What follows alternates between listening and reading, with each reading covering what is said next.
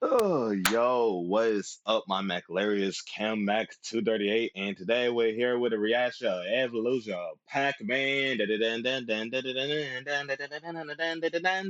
But anyway, though, I remember playing Pac-Man game, not like in the 80s or anything. I born 2001, but anyway, I remember playing Pac-Man. Um, Pac-Man. Well, Miss Pac-Man was the first arcade machine game I played, I believe. At the barber shop where my either one of my mom or dad took me there, and I played either Miss Pac-Man or Pac-Man game. One of those games, one of the arcade games was the first game for Pac-Man that I played. Was Pac-Man the first video game I ever played, or was it Slide 3? Huh. Well, Slide 3 was like official. Like I just like look at it. I mean, it was pretty cool at that time. I mean, still cool. The hell. But anyway, I also had like a joystick that my mom bought me, like a joystick Pac-Man game. I don't know what happened to it, but I'm planning on buying it one day. What else? What else? And do y'all guys remember the two shows, Pac-Man shows from like the 80s and then 2010s? Hmm, that was an interesting time. Let's go ahead and react to it. Whatever. Why now? Pac-Man was gaming's first true. Also, I'm doing my paid job, remote job right now. So y'all guys that see me doing like this, like moving around, I'm doing my work right now, like I'm submitting everything like that. But anyway, like do show reaction. Mascot. Before Mario stomped his first Goomba or Sonic dashed through his first loop, Pac-Man was already dodging ghosts with endless hunger. What began as a simple arcade game in 1980 Okay. became a global icon and one of the most successful franchises in gaming history. One more thing. First off, Pistol is a good movie. I love that movie from Adam Sandler, Kevin James, and what that guy name? He's a midget, but I forgot his name. But anyway, I plan on getting a Pac-Man World video game for the PS1, PS2. I don't know when, but I will probably play on it one day, see how it goes. Oh, I'm planning on getting Frogger too. I know it's not a topic of this video, but I'm planning on getting a Frogger video game as well. I never played Frogger Arcade before. Do Space Invader Astro got on a PlayStation as well? Oh shit, bro! I need to check this shit out. I need to check all this stuff out, man. But let's react to it. Iconic.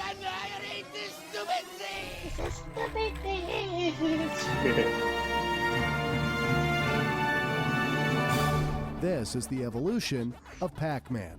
In 1980, arcades were full of space-themed shooting games. I'm pretty sure I played Space Titles like Invaders before, Space but I don't Invaders, remember. Same thing with Asteroids, Asteroid. and Galaxian were very popular, but all shared a similar gameplay style.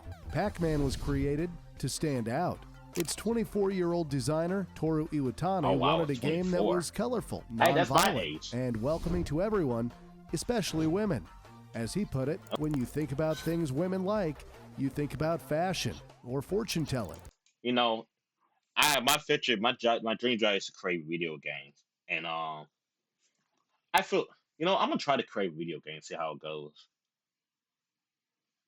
Like there be some young game developers that like make games like that popular. For example, like Pac-Man, and one of the guy who made Bad Parenting, he's 22.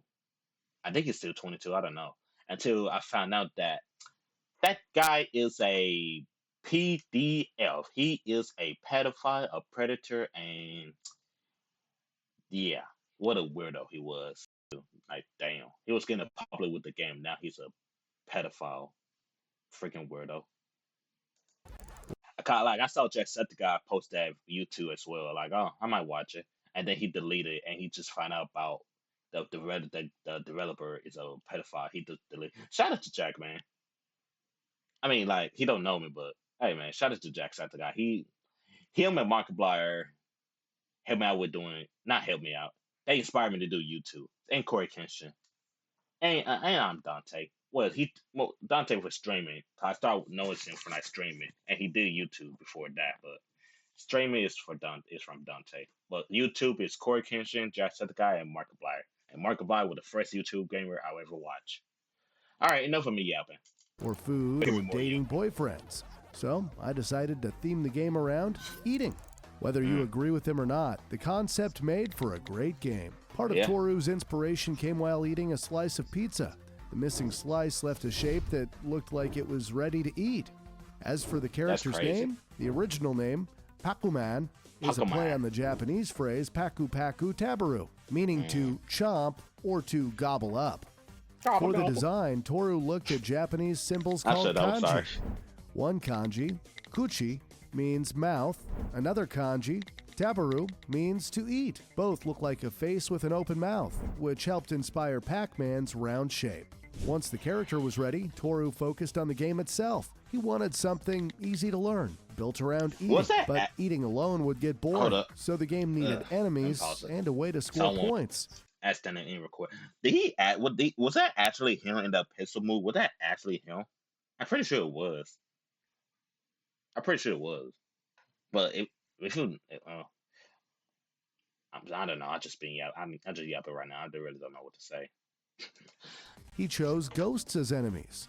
Toru had used ghosts before in a 1979 game called Cutie Q and felt they would fit Pac-Man well. To make them cute or kawaii, he gave them Kawaii. bright colors and big eyes. The idea for power-ups, called power pellets, came from Popeye, who gained strength after eating spinach. Bonus items were added too, inspired by slot machines, like cherries, oranges, and bells. Fun fact, the ghosts have different names depending on the region. In Japan, their original names described how each ghost Stupid. behaves. Fake Outside Japan, ambush. these were roughly translated to Shadow, Speedy, Bashful, and Pokey. At the same time, the ghosts became best known by their nicknames Blinky, Pinky, Inky, and Clyde.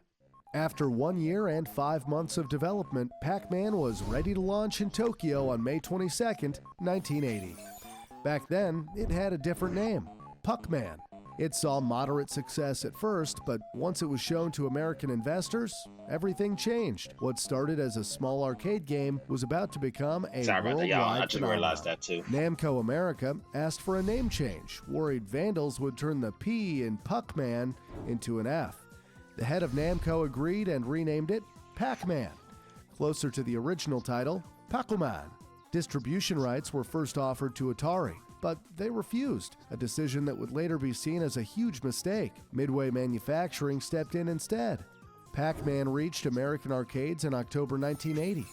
It started quietly, but once word spread, the game exploded in popularity, and players could not get enough. Besides introducing power pellets as the first true power-up in video games, Pac-Man was I'll be right also back, one y'all. of the I'm finna first start games my to drive feature back over.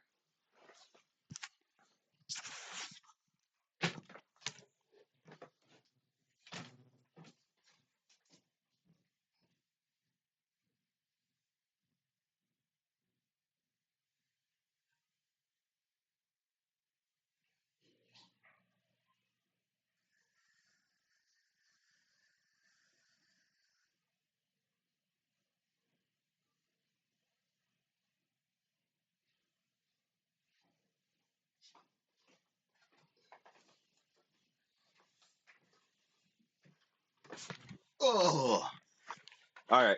Let's back to it. animated cutscenes in between levels, adding small story moments to the action. The simple but addictive gameplay ate quarters fast. In its first year, over 100,000 Pac-Man cabinets were installed across the US and Japan, with more than 250 million games played every week. In 1981, it won Game of the Year, and Pac-Man became gaming's first true mascot. Merchandise soon appeared everywhere, from books and t-shirts to lunchboxes and bumper stickers. Can you? Fun fact, Pac-Man's famous sound effects were added near the end. When asked how the game should sound, Toru Iwatani simply ate fruit out Hold loud. on, y'all. This is really off top. I'm gonna see if this is real. Hold up. Are there any dryers or washer you can control that you can connect to your phone? Yes.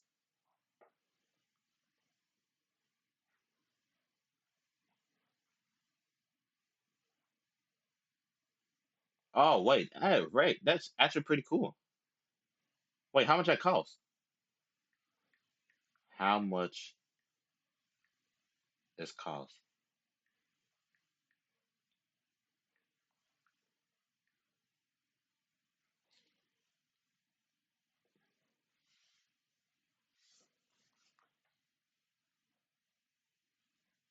The suspense is killing me. Yikes, that's a lot of money. Hey, can one of y'all guys send me over? One of y'all guys send me over $2,000, please.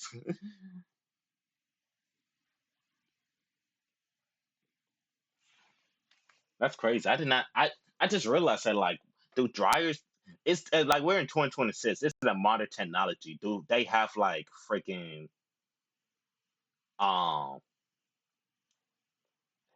washer dryer that you could start back over with? And they do, yeah.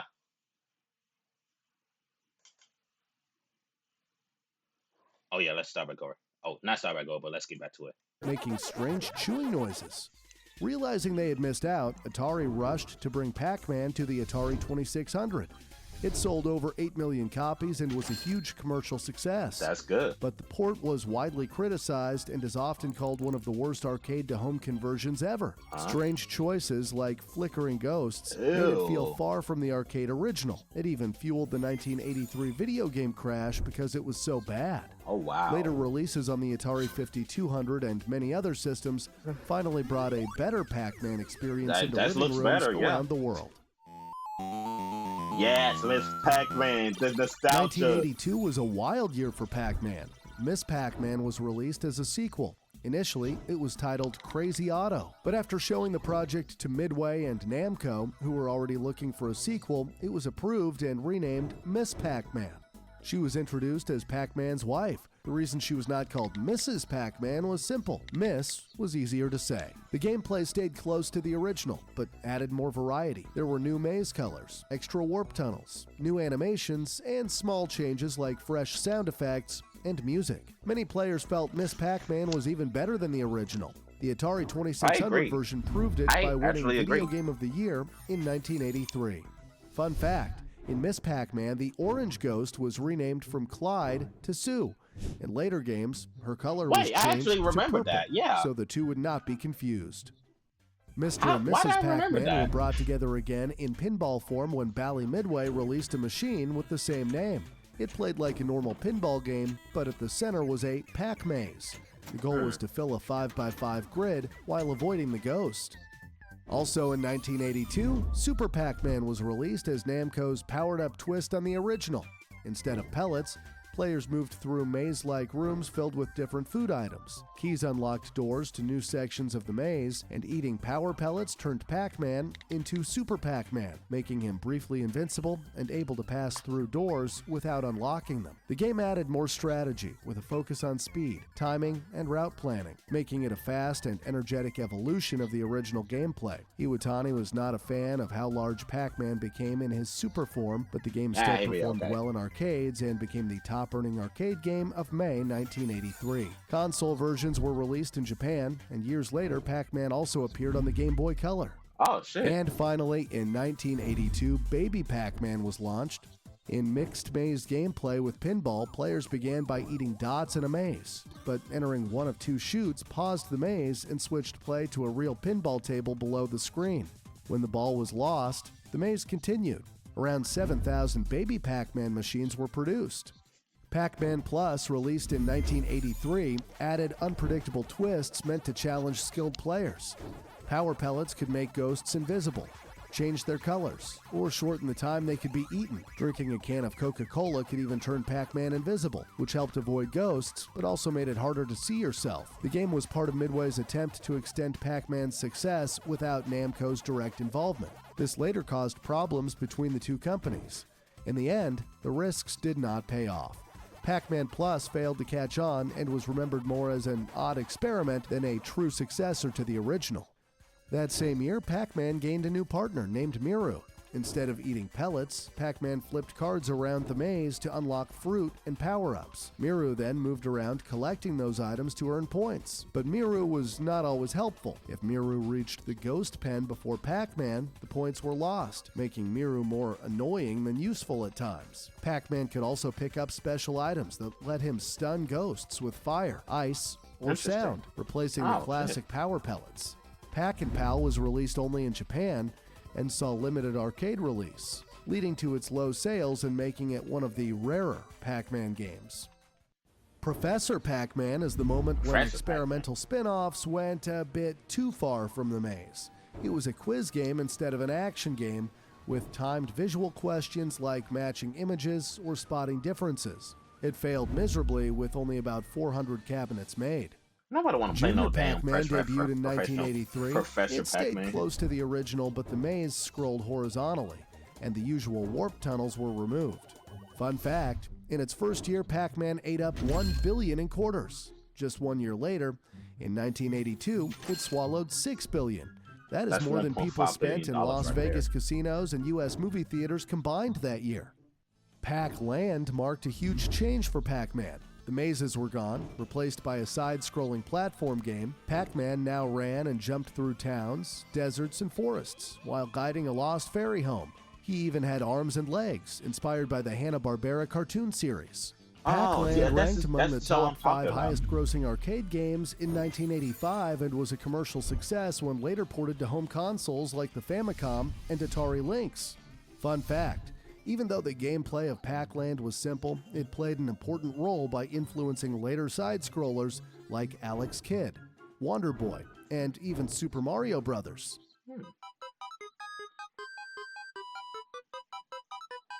In 1987, Pac-Mania hit the arcades. That we hit the 90s. This was yeah. Namco's 3D-styled reinvention of classic Pac-Man. It featured colorful themed mazes like Block Town, Pac-Man's Park, and Jungly Steps, each with bright visuals and remixed music. 2 new ghosts, Funky and Spunky, were also added. The biggest change was jumping. Pac-Man could hop over ghosts, except for Spunky. This added a fresh layer of strategy and made the game feel faster and more intense. Pac-Mania performed well in arcades and later received many ports, including the NES in 1990 and Sega Genesis in 1991. The longest gap between Pac-Man games was 6 years, ending with Pac Attack in 1993. Also known as Pac-Panic, it was a falling tile puzzle game for the SNES. It played like a Pac-Man version of Tetris. I finna say it's were basically like mixed, Tetris. but the game later released on systems like the Genesis, Game Gear, and Game Boy. In 1995, Pac-Man starred in Pac in Time, a side-scrolling platformer based on the 1993 game Fury of the Furries. Players solved puzzle-filled levels, avoided traps, climbed terrain, and collected pellets to open each exit. Pac-Man could use tools like ropes, hammers, fireballs, and even swim gear. It was not a major hit, but it earned a small cult following for its creative levels and unique tone. Pac-Man VR was a bold experiment that put players inside the maze in first person. It had limited distribution, but it was one of the first VR adaptations of any game franchise. Fun fact, players had to listen closely to ghost sounds to know where they were coming from and plan their path, which was very advanced for its time.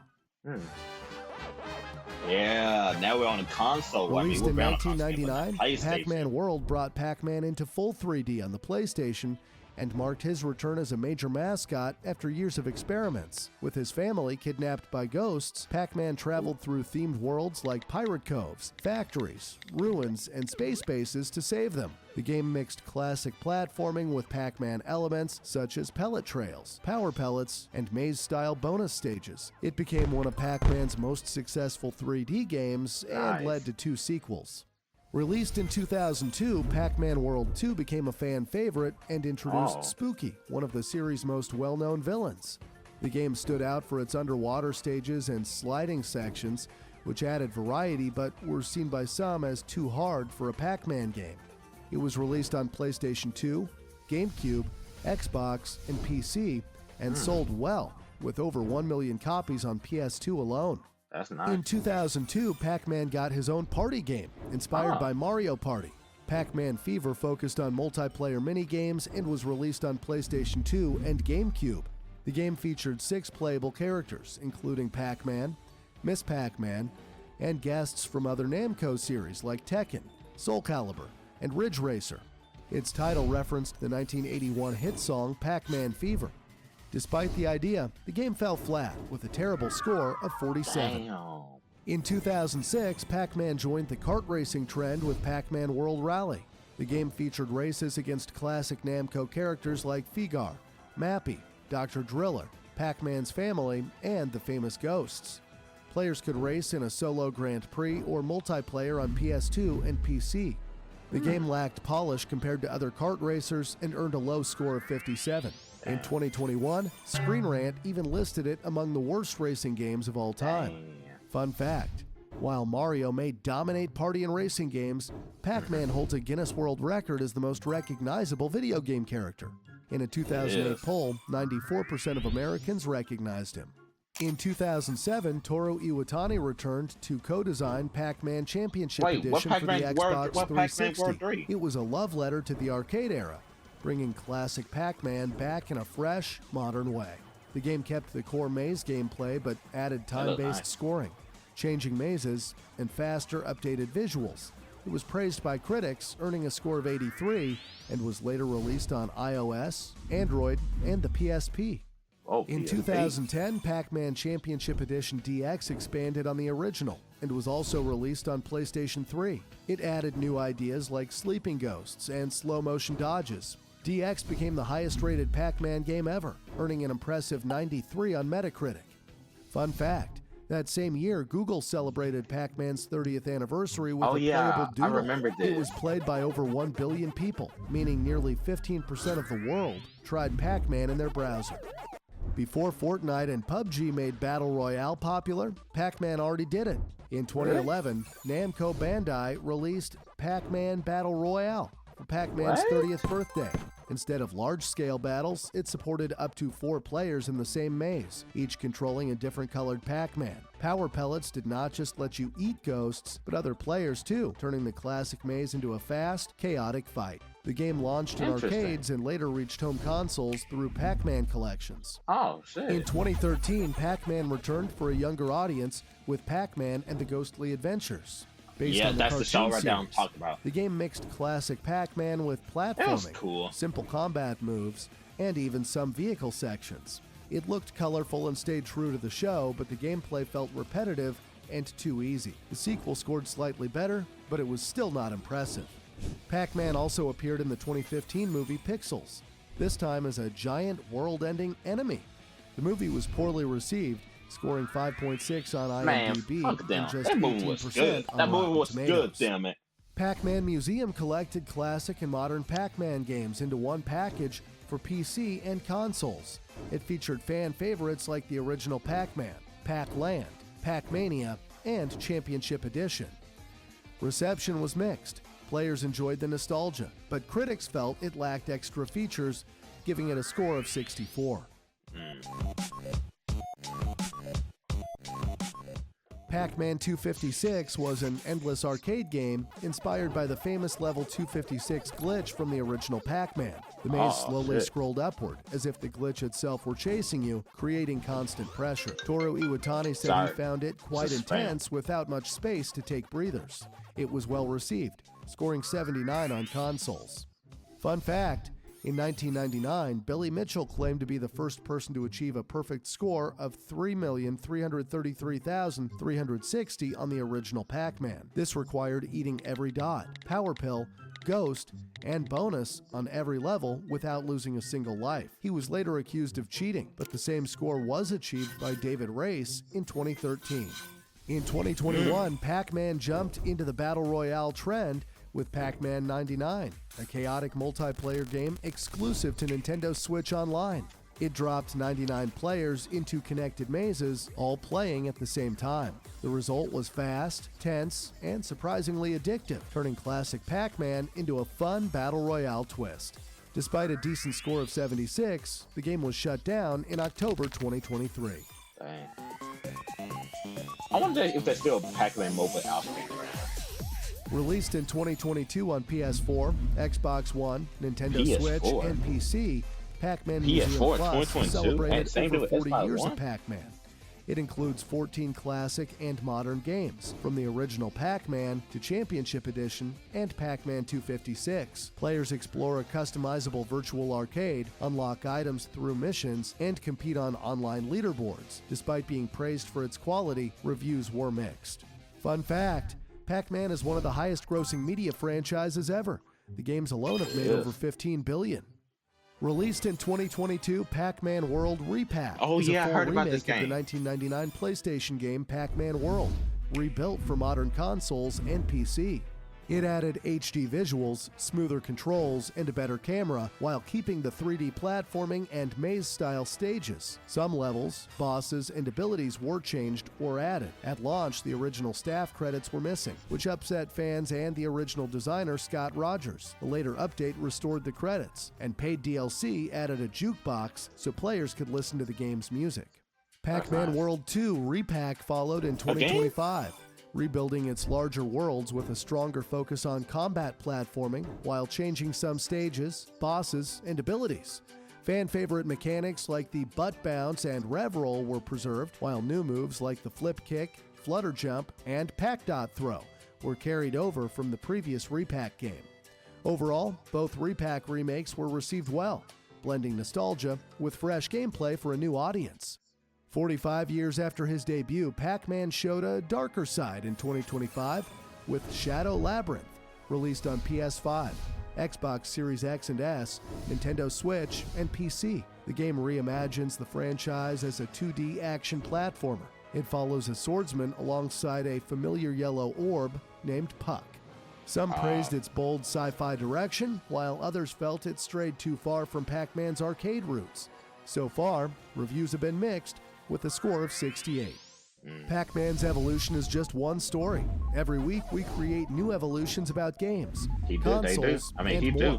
Subscribe for more evolutions. I have not reacted to that yet.